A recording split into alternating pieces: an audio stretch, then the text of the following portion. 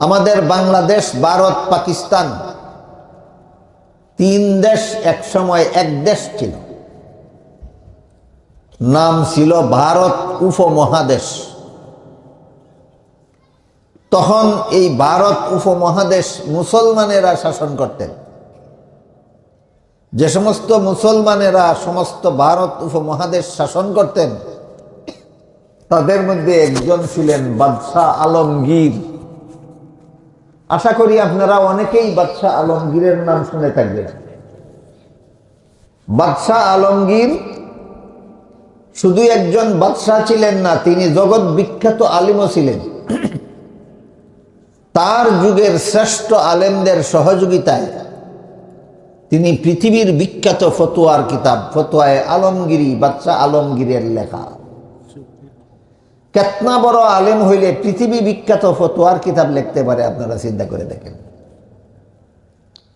এই সমস্ত লোকেরা যখন ভারত উপমহাদেশ শাসন করতেন, তখন সমগ্র ভারতে প্রায় 12 লক্ষ মাদ্রাসা ছিল। বাদশাহ আলমগীর এবং তার সমসাময়িকরা যখন ভারত উপমহাদেশ শাসন করতেন, তখন সমস্ত ভারত উপমহাদেশে মাদ্রাসা ছিল প্রায় 12 লক্ষ। এইসব মাদ্রাসার নামে সম্পত্তি ছিল, মাদ্রাসার নিজস্ব সম্পত্তি ছিল। এই সম্পত্তির আয়ের দ্বারাই মাদ্রাসার সারা বছরের খরচ চলত। কাজেই তখনকার মাদ্রাসা চলার জন্য সরকারি সাহায্যেরও দরকার হইতো না, পাবলিকের সাহায্যেরও দরকার হইতো না। আমাদের বর্তমানে 2 প্রকার মাদ্রাসা চালু আছে। এক প্রকার মাদ্রাসা সরকারি টাকা ছাড়া চলে না, এগুলিকে সরকারি মাদ্রাসা বলা হয়। আর এক প্রকার মাদ্রাসা কওম বা জনগণের চাঁদা ছাড়া চলে না, এই জন্য এইগুলিকে কওমি মাদ্রাসা বলা হয়। কিন্তু বাদশাহ আলমগীরের যুগের এই উপমহাদেশের 12 লক্ষ মাদ্রাসা সরকারিও ছিল না, কওমিও ছিল না।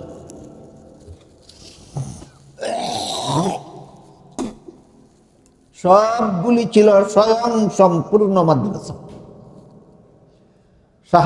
মাদ্রাসা চলার জন্য সরকারি সাহায্যেরও দরকার হইতো না, জনগণের সাহায্যেরও দরকার হইতো না। মাদ্রাসার নিজস্ব সম্পদের আয়ের দ্বারাই মাদ্রাসা চলত। বুঝে থাকলে বলুন, সেগুলি কি সরকারি মাদ্রাসা ছিল, না কওমি মাদ্রাসা ছিল, না স্বয়ং সম্পূর্ণ? স্বয়ং সম্পূর্ণ। এইভাবেই উপমহাদেশের মাদ্রাসা শিক্ষা চলতেছিল। হঠাৎ করে ইংরেজরা ব্রিটেন থেকে ইংরেজরা বাণিজ্যের বাহানায় এই দেশে আসলো। আর কিছুদিনের মধ্যে দেশের শাসন ক্ষমতা জুড়ে দখল করে নিয়ে গেল।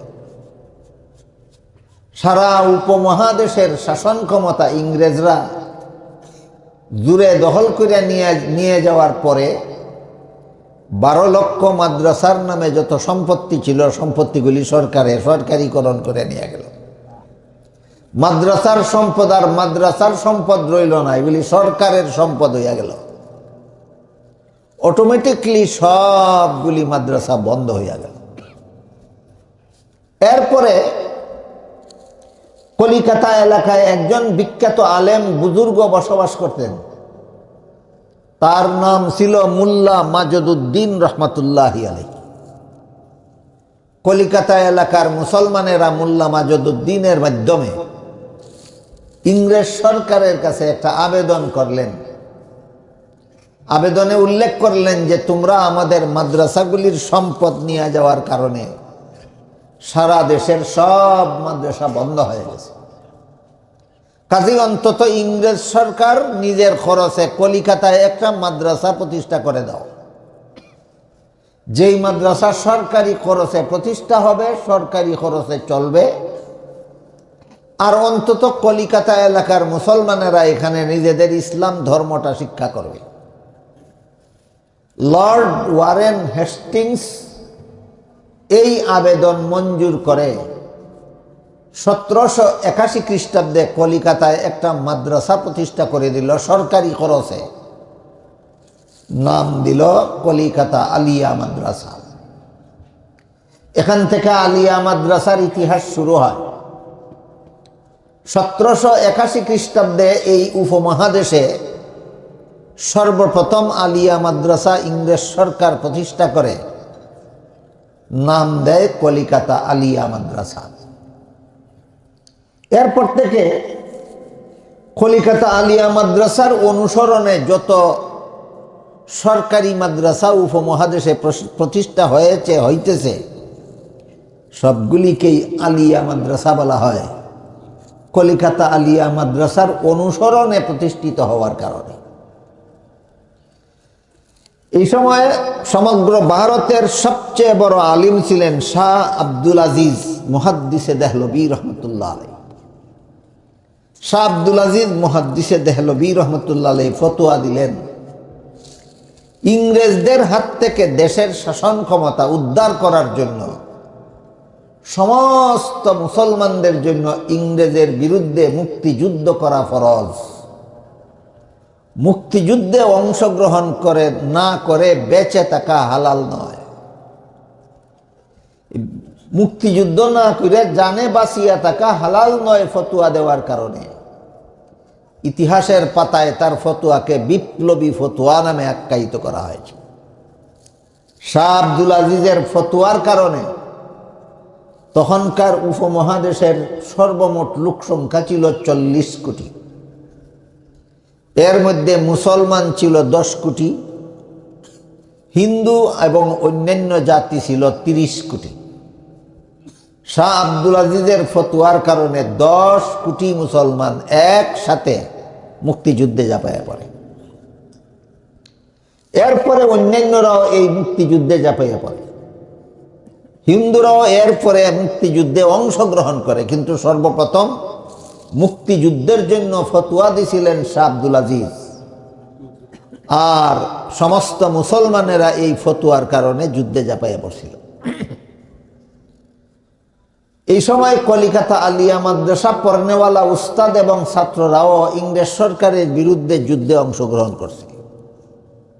ইংরেজ সরকার যখন দেখল যে সরকারি খরচে প্রতিষ্ঠিত মাদ্রাসা, সরকারি খরচে পরিচালিত মাদ্রাসায় পড়ে আর পড়ায় আর সরকারের বিরুদ্ধে লড়াই করে, এরা হইল নিমক হারাম। ইংরেজদের কাছে এরা নিমক হারাম সাব্যস্ত হইল। কলিকাতা আলিয়া মাদ্রাসা পড়ুয়া আলেমগণ ছাত্রগণ ইংরেজ সরকারের দৃষ্টিতে নিমক হারাম গণ্য হইল। কেন নিমক হারাম? তারার খরচে প্রতিষ্ঠিত মাদ্রাসা, তারার খরচে পরিচালিত মাদ্রাসায় পড়ে আর পড়ায়, আবার তারার বিরুদ্ধেই যুদ্ধ করে। এই কারণে এরা নিমক হারাম আখ্যায়িত করে। কলিকাতা আলিয়া মাদ্রাসার আলেমগণকে নিমক হারাম আখ্যায়িত করিয়া এই মাদ্রাসাকে পঙ্গু বানাইয়া দেওয়ার জন্য ইংরেজ সরকার বহুমুখী ব্যবস্থা গ্রহণ করে। এর মধ্যে 1-2টা ব্যবস্থা আমি আপনাদের শোনাই। কলিকাতা আলিয়া মাদ্রাসার সিলেবাস থেকে হাদিসের এবং তফসিরের কিতাব রহিত করে দিল। মাদ্রাসায় পড়বে কিন্তু হাদিস কোরআন পড়ার কোনো সুযোগ নাই। কলিকাতা আলিয়া মাদ্রাসার এই দশা ঘটাইল। এরপর ইংরেজ সরকার আইন পাশ করে নিল, যারা মাদ্রাসায় লেখাপড়া করবে এদেরকে সরকারে শিক্ষিত বলে গণ্য করবে না। এই আইন পাশ করিয়া সরকারি আলিয়া মাদ্রাসায় পড়নেওয়ালা আলেমদেরকেও অশিক্ষিত সাব্যস্ত করে দিল। তারপর কলিকাতা আলিয়া মাদ্রাসার প্রথম থেকে 26 নম্বর পর্যন্ত ধারাবাহিকভাবে 26 জন প্রিন্সিপাল দিল খ্রিস্টান। কলিকাতা আলিয়া মাদ্রাসার প্রথম প্রিন্সিপাল খ্রিস্টান, দ্বিতীয় প্রিন্সিপাল খ্রিস্টান, তৃতীয় প্রিন্সিপাল খ্রিস্টান, চতুর্থ প্রিন্সিপাল খ্রিস্টান, এইভাবে 26 জন প্রিন্সিপাল নিয়োগ দিল খ্রিস্টান। আপনারা চিন্তা করে দেখুন, একটা মাদ্রাসার প্রিন্সিপাল যদি খ্রিস্টান হয় তাহলে ইসলামী শিক্ষার 12টা বাজতে আর কত বাকি থাকে? তারপর এই মুক্তিযুদ্ধের উপর খেপল ইংরেজ সরকার। খেপিয়া এই মুক্তিযুদ্ধকে বানচাল করার জন্য তারা একটা পরামর্শ করলো ইংল্যান্ডে, যে উপমহাদেশে আমাদের বিরুদ্ধে মুক্তিযুদ্ধ করতেছে মুসলমানেরা আলেমগণের ফতুয়ার কারণে, আর আলেমগণ আলেম হয় কোরআন শিক্ষার কারণে। কাজী উপমহাদেশের কোরআন শিক্ষাও বন্ধ করতে হবে, আর আলেমগণকে ধ্বংস করতে হবে, মুক্তিযুদ্ধ বন্ধ করতে হইলে। এই সিদ্ধান্ত নিয়ে ইংরেজরা 1863 খ্রিস্টাব্দ থেকে 1866 খ্রিস্টাব্দ পর্যন্ত 3 বছরে লক্ষ লক্ষ কোরআন শরীফের এডিশন লাইব্রেরি থেকে পাহাড়ে নিয়ে পেট্রোল দিয়ে জ্বালাইয়া দিল, মুসলমান যেন কোরআন শিক্ষার সুযোগ না পায়। 1863 খ্রিস্টাব্দ থেকে 1866 খ্রিস্টাব্দ পর্যন্ত 3 বছরে 14,000 উলামায়ে কেরামকে ফাঁসিতে ঝুলাইয়া দিল।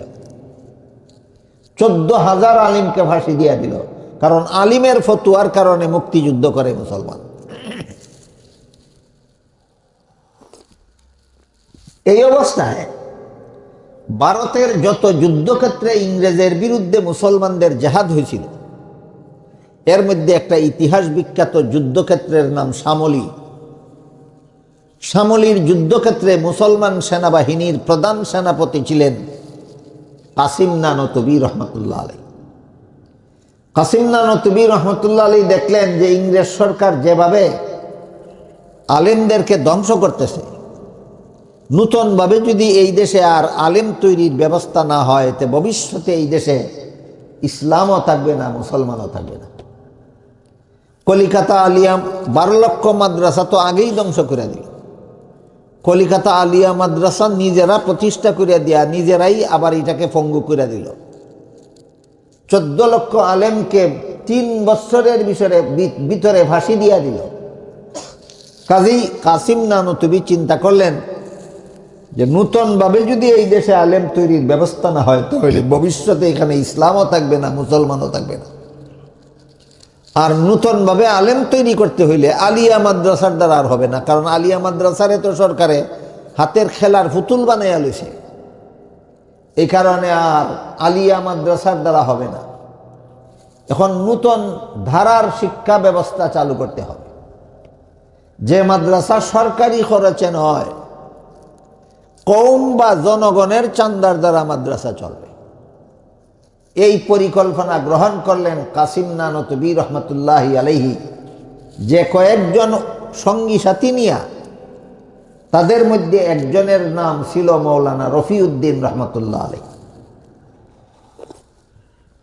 মৌলানা রফিউদ্দিন রহমতুল্লাহি আলাইহি স্বপ্নে দেখেন মুহাম্মাদুর রাসূলুল্লাহ সাল্লাল্লাহু আলাইহি ওয়াসাল্লাম বলতেছেন যে তোমরা যে নূতন ধারার শিক্ষা ব্যবস্থায় মাদ্রাসা প্রতিষ্ঠা করবে, অর্থাৎ তোমরা যে কওমি মাদ্রাসার ভিত্তি স্থাপন করবে, মাদ্রাসার গড় আমার অঙ্কিত রেখায় রেখায় নির্মাণ করবে।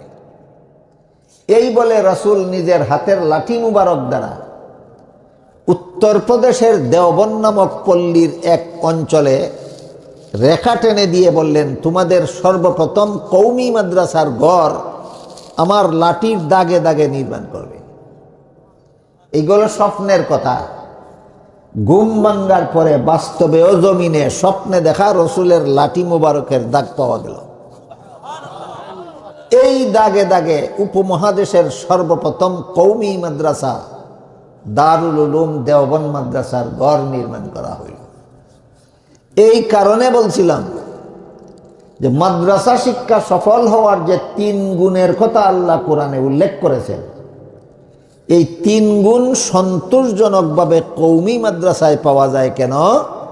এটা মুহাম্মাদুর রাসূলুল্লাহর প্রতিষ্ঠিত মাদ্রাসা। মুহাম্মাদুর রাসূলুল্লাহ দুনিয়ার থেকে বিদায় হয়ে গেছেন প্রায় 1500 বছর আগে, আর দারুল উলুম দেওবন্দ মাদ্রাসার ভিত্তি স্থাপন করা হয়েছে মাত্র প্রায় 150 বছর আগে। প্রশ্ন জাগতে পারে আপনাদের মনে, যে নবী 1500 বছর আগে দুনিয়ার থেকে বিদায় হয়ে গেছেন, সেই নবী 150 বছর আগে দারুল উলুম দেওবন্দ মাদ্রাসা কিভাবে প্রতিষ্ঠা করলেন? তাহলে কি তিনি আবার দুনিয়াতে ফিরে এসেছিলেন? নাকি মদিনা শরীফ থেকে দেওবন্দে এসেছিলেন। তিনি আবার দুনিয়াতেও ফিরে আসেননি, তিনি দেওবন্দেও আসেননি, বরং এটা হইল স্বপ্নের ঘটনা।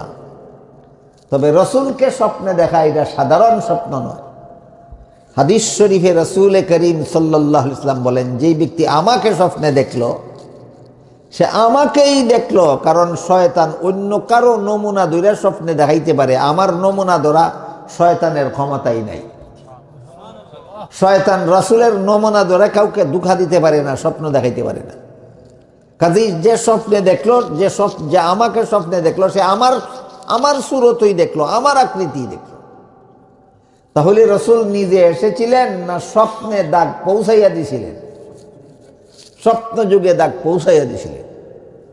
বর্তমানে কওমি মাদ্রাসার ছাত্রদের মধ্যে এলেম অনুপাতে আমল সন্তোষজনকভাবে পাওয়া যায়। কওমি মাদ্রাসায় যারা পড়ে এরা সুন্নতে রসুল এবং জমাতে সাহাবাকে আদর্শ মাপকাঠি মানে আহলে সুন্নত ওয়াল জমাতের আদর্শকে মরণ কামড় দিয়া আঁকড়াইয়া ধরে রাখছে কওমি আলেমগণ। কওমি আলেমগণ দুনিয়ার সমস্ত মানুষকে জাহান্নাম থেকে বাঁচার পথ দেখাবার বহুমুখী পরিকল্পনা গ্রহণ করেছে। এই সবগুলি মুহাম্মদুর রাসূলুল্লাহর লাঠি মুবারকের দাগের বরকত। আপনাদের মনে প্রশ্ন জাগতে পারে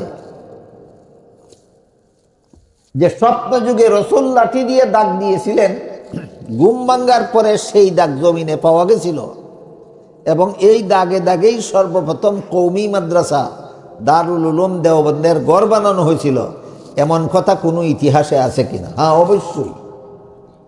উর্দু ভাষায় লিখিত একটা ইতিহাস গ্রন্থের নাম তারিখে দারুল উলুম দেওবন্দ। বাংলাদেশ ইসলামিক ফাউন্ডেশনের পক্ষ থেকে এটার বাংলা অনুবাদ প্রকাশিত হয়েছে। অনুদিত বাংলা গ্রন্থটার নাম দারুল উলুম দেওবন্দের ইতিহাস। যারা উর্দুটা না বুঝেন বাংলাটা পড়ে দেখেন, ভূমিকায় লেখা আছে স্বপ্ন যুগে রাসূল করিম সাল্লাল্লাহু আলাইহি ওয়াসাল্লাম রেখা টেনে দিয়েছিলেন সর্বপ্রথম কওমি মাদ্রাসা দারুল উলুম দেওবন্দ মাদ্রাসার ঘর বানাবার জন্য। ঘুম ভাঙ্গার পরেও জমিনে দাগ পাওয়া গেছিল এবং রসুলের লাঠি মুবারকের দাগে দাগেই সর্বপ্রথম কওমি মাদ্রাসা দারুল উলুম দেওবন্দ মাদ্রাসার ঘর নির্মাণ করা হয়েছিল। এজন্য আমি বলেছি কওমি মাদ্রাসা মুহাম্মদুর রাসূলুল্লাহর প্রতিষ্ঠিত মাদ্রাসা। বুঝে থাকলে বলেন, দাগ দেওয়ার জন্য নবী এসেছিলেন না স্বপ্ন যুগে দাগ পৌঁছে দিয়েছিলেন? এর একটা উদাহরণ হাদিস থেকে বলি। জাবালে আবি কুবাইস নামক পাহাড়ের টিলার উপর দাঁড়িয়ে আল্লাহ রসুল আকাশের চন্দ্রকে আঙ্গুল দ্বারা ইশারা করেছিলেন, দুই টুকরা হয়ে গেছিল। এই ঘটনা আজকেই শুনলেন প্রথম, না আরো শুনেছেন? আরো যদি শুনে থাকেন তাহলে বলুন, রাসূল কি চন্দ্রে গিয়া চন্দ্র দুই টুকরা করেছিলেন না জমিনে দাঁড়াইয়া? যেই নবী দুনিয়ার জমিনে দাঁড়াইয়া আঙ্গুল দিয়া ইশারা করলে আকাশের চন্দ্র দুই টুকরা হয়, সেই নবী মদিনা শরীফে রওজার ভিতরে শুইয়া ইশারা করলে দেওবন্দের মাটিতে দাগও হতে পারে না? কাজে এটা রসুলের মুজিজা। এটা লৌকিক ঘটনা নয়, এটা অলৌকিক ঘটনাটা। লৌকিক না অলৌকিক? নবীর অলৌকিক ঘটনাকে এই মুজিজা বলা হয়। এই জন্য বলেছি কওমি মাদ্রাসা মুহাম্মদুর রাসূলুল্লাহর প্রতিষ্ঠিত মাদ্রাসা। মুহাম্মদুর রাসূলুল্লাহর লাঠি মুবারকের দাগে দাগে এই সর্বপ্রথম কওমি মাদ্রাসার গড় বানানো হয়েছিল। এই জন্য কওমি মাদ্রাসায় ছাত্ররা এলিম অনুপাতে আমল করে রসুলের লাঠির দাগের বরকতে কওমি আলেমগণ সুন্নতে রসুল এবং জমাতে সাহাবার আদর্শের ভিত্তিতে আহলে সুন্নত ওয়াল জমাতের আদর্শে অটল। রসুলের লাঠি মুবারকের দাগের বরকতে কওমি শিক্ষিত আলেমগণ দুনিয়াবাসী মানুষকে জাহান্নাম থেকে বাঁচার পথ দেখায় রসুলের লাঠি মুবারকের দাগের বরকতে।